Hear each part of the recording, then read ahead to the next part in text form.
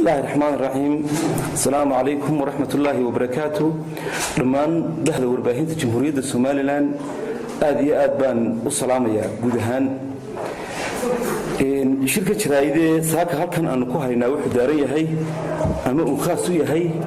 دليلها يدباتوين كم موضة وسارد الدولستية هوده يجديد كعرك جمهورية الصوماليلان وهرين وسارد الدولستية هوده ومرايد كواد لقد يهان كرو قرن كنا العرض كأخ الصوماليلان قف السعود قربها أمدي بدها إن قصوا بغنيا إيش أمش عشدة وإن قد دعونيا كو وحكأ قرامة ديارها جمهورية الصوماليلان سيدا أن كواد ورقمنا أما أنكسون هي دوام وحي حكومته كانت هي وحي يقول يدين نحر كاسو تشيت كيس أمام معجزة ها أما دارنا إن ما حيه تولي قرون كي ديارها إبربرا وها قرون كي ugu balaadna ay leedahay Soomaaliland in lagu wareejiyo dawladda Imaaraadka Carabta si ay uga dhigtaan military base hadaba halkaasi waxa ka soo baxday ama ay su'aal ka taagan tahay wasaaradda duulista hawadu wax shaqada ay qaranka u haysaa kaliya waxa weeye maamulida labada garoon ee Cigaal International Airport iyo Berbera Airport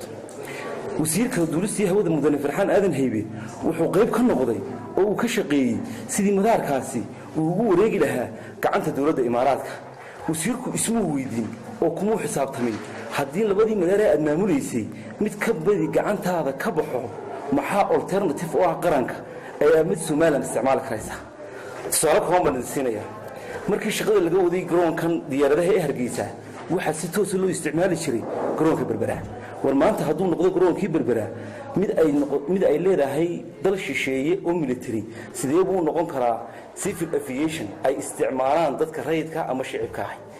waxa kale oo isagu jira inuu yahay garoonka Berberi keen ugu qiimaha badan ama ugu weyn runwaygiisu wuxuu dheeyahay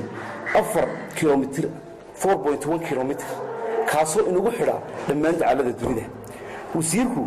waa wasiirkii duulista hawada ma aha wasiirkii gaashaandhiga waxaad moodaa inuu shaqadiisii garan waayay oo uu qabtay shaqadii wasiirka gaashaandhiga cadami taasi waxay muujinaysaa laba qodob midoon in lagu adeegtay wasiirka oo wixii la doonayo madaxtooyada laga faro oo danihii qaranka intuu ilaaway danaha gaarka uu ka adeego oo taasi oo noqonaysa mid uu ka gaabsaday wasiirkii xaq u lahaa ee difaaca ee gaashaandhigu waxa iyaduna jirtaa oo soo ifaxaya garoonka diyaaradaha wasaaradda duulista hawadu waxay ka qaadaa lacago kuwaasi oo soo marin miisaaniyadda waxa jirta hay'ad la yiraahdo security risk management taasoo qabata shaqadii ay wasaaraddu qaban lahayd waxay qaadaa lacagtaasi waxa lagu soo daraa tigidhada shirkadaha diyaaraduhu ay jaraan ayaa qof kasta flight ama tigidh goosanaya loo raaciya waa lacag dhan $12 xilligii maxamuud xaashi ahaa wasiirka duulista hawada ayaa si xoog oo tujuba lagu mariyay golaha baarlamaanka lacagtaasi kuma jirto miisaaniyadda waxa laga dhigtay garoonkii goob shaqo oo shirkado gaar ah ama ganacsi ka adeegtaan halku ka shaqeyn lahaa dhibaatooyinka dul hoganaya ayuu garoonkii kaliya ugu muhiimsanaa uu maamulayay wuxuu suuro geliyay in lagu wareejiyo Imaaraadka talabaad jirta waxa weeye hay'adda ECAO 1929 ayaa lagu wareejiyay inay maamusho hawadii Soomaaliya dalkii la soo wareejiyay Soomaaliya waxa jirta hay'ad la yiraahdo Kankas taasi waa hay'adda ay soo marto lacagaha laga qaado cashuurta diyaaradaha hawadeena maraya lacagahaasi total inama soo gaaraan mana isticmaalo kaliya waxay naga soo gaaraan in yar oo loo isticmaalo shaqaaluhu waxay ku shaqeeyaan hay'adda xarunteedu waa Nairobi waxay u adeegaan ugu shaqeeyaan magaca Soomaaliya waxaana xidhiyihiin ID card-ka ECAO ama Kankas taas markaa waxay muujinaysaa wasiirku inuu halkaas shaqadiisii gabayo wixii xaq ay nagu lahayn qaran ahaan aanu gacanteena soo gelin dhibaatada kale jirta waxa weeye koor nambarka ay isticmaalaan marka diyaaradaha la hagaayo waxa la yiraahdaa har Soomaaliya hadda halka u fiirsada lama yiraahdo Soomaaliland marka diyaaradaha la hagayo ama la hadlayo ama ay garoomada soo fariisanayaan waxay ku soo fariistaan magaca Soomaaliya wasiirku inuu wax qabad muuqda oo la taaban karo yiraad muuqda inuu shaqada kaga tagaabaheedo koorarkaas oo kale u bedelo oo ka dhigo Soomaaliland way waxaynu bedelnay calankeenii waxaan bedelnay astaantii qaranka waxaan yeelanay passport waxaan yeelanay lacag iyadoo aynkaasi tahay kooriyada diyaaradaha hawadeena marayaan kula xiriirayno miinu bedeli karo waayna waa mid uu gabay ama shaqadiisa aanu garanay runtii taa waan u tilmaamaynaa farxaan waxaan kula talinaynaa inuu maxay tahay arrimahan militariga isagu ma aha wasiirkii gaashaandhigga mana aha wasiirkii difaaca inuu shaqadiisii ku soo noqdo oo uu yimaado shacabka reer Soomaaliland mid baan doonayaa inaan maxay tahay iyagana halkaan uga sheego taasoo mid aad iyo aad muhiim ah marka la yidhi imaaraadka waxa lagu wareejiyay garoonkii diyaaradaha ee berbera ha ogaadaan in alternative yahay garoonka diyaaradaha ee Hargeysa sababtu waxa weeye waa one way garoonka berberi wanka road marka ay diyaaradaha militarigu isticmaalayaan hadii ay waxay u kacaan diyaaraduhu afar hadii qaar ama ay runwayga ku jiraan ama ay cilado ku yimaadaan ma jiro garoon kale diyaara oo ay fadhiisan karaan waxay si toos ah u soo fadhiisanayaan kan Hargeysa wardalkii waa la haystaa waa la inaga qabsaday wara la inaga xoreeyay dhamaantii waxa muddo dhaqaale ahaan iyo istiraatiiji ahaan inaynu xawilnay dhibaatooyinka jira ee maxay tolay u baahan in la cadeeyo ayay kamid yihiin wasiirku wuxuu garan waayay inuu laho wartani shaqadeedii maaha wasiirkii gaashaandhigga ee difaaca ama dadka aqoonta u leh taasaha ka hadlaan waxaan u maleynayaa in sidii caruurta amar la siiyay oo cidii magacawday uun ay tiri war waxaan qabo halkaana mar waxa uu sheegay inuu maxay tolay safar tagi doonaan in dhawaan imaaraadka weegan iyagoo soo dhameystiri doona heshiiska ay la soo galiyeen imaaraadka wixii qabiye ka ahaa taasi waxaan u maleynayaa waa mid shaqadiisii balmarsan inaanu maxay tolay halkii loogu talagalayna aan ka abaarin sababta oo ah saldhigna waa saldhig difaac ma aha saldhig sifil marka isagu wuxuu hayaa shaqadii sifilka shirkeena jiraayid waxaan ku soo gabagabeynaa inahaasi xisbiga wadani wuxuu aad iyo aad u soo dhaweynayaa kororsiimadii golaha guurtidu uu sameeyay doorashadii koowaad oo ah madaxweynaha taasi oo ku beegan December waxa kaloo ilaahay uga baryaya dhammaan shacabka reer Soomaaliland ama Soomaaliyaba dhibaatada abaareed ee dadkii Soomaaliyeed meel kasta ay joogaan ku habsatay hadii ay tahay Djibouti hadii ay tahay kilka shanaad Ethiopia hadii ay tahay Soomaaliya hadii ay tahay Somaliland hadii ay tahay NFD in ilaahay umada u soo gurmado oo abaarahaasi baahsan ka jabiyo guud ahaan shacabka reer Soomaaliland waxaan leeyahay waa bal indhaha kala qaada oo waxyaabaha dhaliilaha ah ee jira ee rasmiga ah iyo qaladaadka lagu sameeyo dawladnimadeeni taana aynu ogaan wassalaamu calaykum waraxmatullaahi wabarakaatuh wasaaradda duulista Soomaaliya toddobaadkan waxay sheegtay in shaqaalaha ka mid ah wasaaradda duulista Soomaaliland oo 14 tiradoodu gaaraysa inay u dirtay dalka Kenya iyadoo guud ahaan ay ka mid ahaayeen 50 qof oo Soomaaliya iyo Afrika ka fikiraya wasaaradda iyadoo muuqaalay warkaas wasaaradda duulista Soomaaliya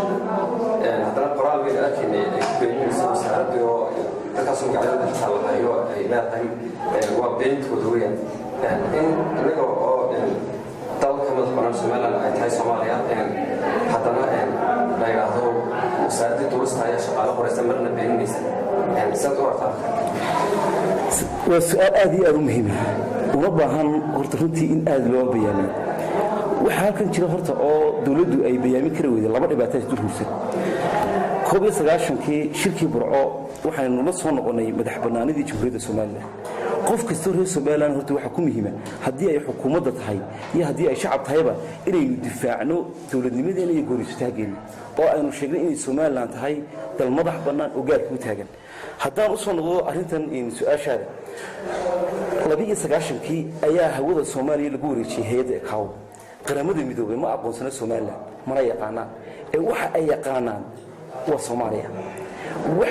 waxa kaliya ee maxay tahay ay inoo qabato ICAO ama ay lacagaha ay naga qaadaan inoogu soo gudbiyaan waa inta ay shaqaalaha siiyaan shaqaalaha aad sheegtay imika ee la tababarayna kuwaasi ka mid yihiin magaca Soomaaliya ku adeegan magaca Soomaaliya lagu tababaraa magaca Soomaaliya mushaharka lagu siiya waxaana lacagta loo soo mariyaa hay'ad la kankas oo degan Nairobi marka farxan wasiirka duulista uu taamadiidi karo mana beenin karo waa talooba baahan yahay inaynu gacanta ku soo celino oo wixii hawadeena Soomaaliland ama ICAO ha qaato ama Soomaaliland ha qaatay waxaynagu inta aynu leenahay aynu qaadano caasimadeena Hargeysa ku maamulano shaqaaladeena halka xirfadda u leh inagu maal gashanayna aynu tababar waa la inoo tababaraa kan kasba inoo tababarta Nairobi baana la geeyay waana arrin uu iska dhex fadhiistay weey taasi wasiirku iyadoo ay jirtaan intaas oo shaqaalaha Hargeysa ka baxaan oo muqdisho magac ilaamin leeysan Somaliland baan ka keenay inuu haddana ay wasaaradda dafirtado anta soo jirto meelaha hayna arrin jabab qarnimadeena waxa ku tahay waxaan uga faa'iideysanayaa fursadda maanta halkan aan joogo muddo ay jirtay Somaliland wali ismeen weydiin war halkeen ku soconaa halkan maanta ay Somaliland taagan tahay muddo badan baynu ku soo jirnay inaynu maxay tahay difaac ku jirno oo qarannimadeena iyo aqoonsigeena aynu keenno dariiqan hadda aynu umurno mid ka duwan ma hayna taa ismeen weydiin waa sababta keenaysa wax kastoo inaga yimaada koonfur inaynu dafirno marka qarankeena ceeb ku tahay wasiirkana ceeb bay ku tahay waxay ahayd laba qodob mid ina yeelo totally maadaama Soomaaliya ka goonay inaanaynu magaca Soomaaliya waxba kula wadaagin aynu taas ka deeyno oo inagu aynu shaqaalaheena iyo hay'adkeena cid ka hawlgalaysa tababarano haddii aynu u dirano dalal ama dawlado inooga xirfad badan iyo haddii aynu ku tababarano gudaheena laakiin laba mid la kala daayo war shaqaalaha kan kasta aynu u dirno Nairobi aynu u dirno iyo Soomaaliya aynu diidin labadaas la kala daayo kan kasta kaawo waxay u adeegan waa Soomaaliya magaca Soomaaliya ku adeegan kuma adeegan magaca Soomaaliland iyaga maamulaha wadi waxaan ku maamulaan Soomaaliya qaramada midoobina waxay taqaanaa Soomaaliya markaas ay waxaan ay wada diidno oo qaramada difaacno oo kaawo aan diidno xafiiska Nairobi ka filan aan diidno hawadeena iyo shaqaalaheena ha noqdaan kuwa u madax banaan oo ay dhin kaarka wasaaradda duulista iyo hawada kaga shaqeeya ciidan tara sharci ee aan kaga shaqeyn ay dhin kaarka ee kaawo bal idinku u fiirsada in shirkadan la yiraahdo safety risk management waxa ay inta badan ka shaqeysaa wixii ay qabanaysaa wasaaradda duulista iyo hawada lacag bay qaadataa lacagtaas miisaaniyada ma marto sababtu wax kale maaha waxa weey waajibaadkiina qarannimo ayaan gudan kari weyn oo meel kasta waxaynu ka dayeynaa waxa weey in profit gaar laga helo marka arrintan soo noqonaysa sida maqlayseen wasiirkii Jengeli wakii sheegay lahaa in hawadii Soomaaliya lama qaybinayo